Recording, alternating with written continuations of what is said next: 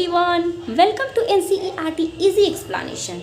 Today we will discuss about significance of meiosis. This is the part 5th video from the chapter cell cycle and cell division. देखो बच्चों, meiosis का significance क्या है?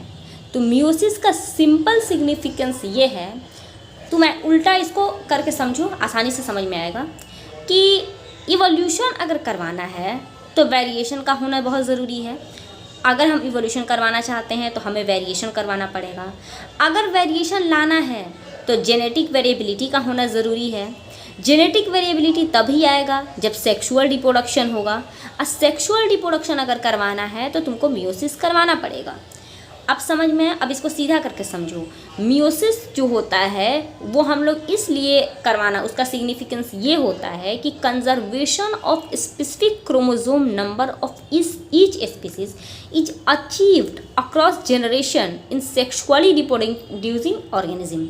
कहने का मतलब ये हुआ कि हम लोग को करवाना है इवोल्यूशन के लिए ज़रूरी है वेरिएशन अगर लाना है तो जेनेटिक वेरिएबिलिटी का होना ज़रूरी है। जेनेटिक वेरिएबिलिटी तभी आएगा जब सेक्सुअल रिप्रोडक्शन होगा, और अगर सेक्सुअल रिप्रोडक्शन हो रहा है तो उसमें मियोसिस का होना ज़रूरी है। सिंपल वर्ड में ये जान लो कि मियोसिस सिर्फ और सिर्फ वेरिएबिलिटी लाने के लिए हम लोग करवाते हैं।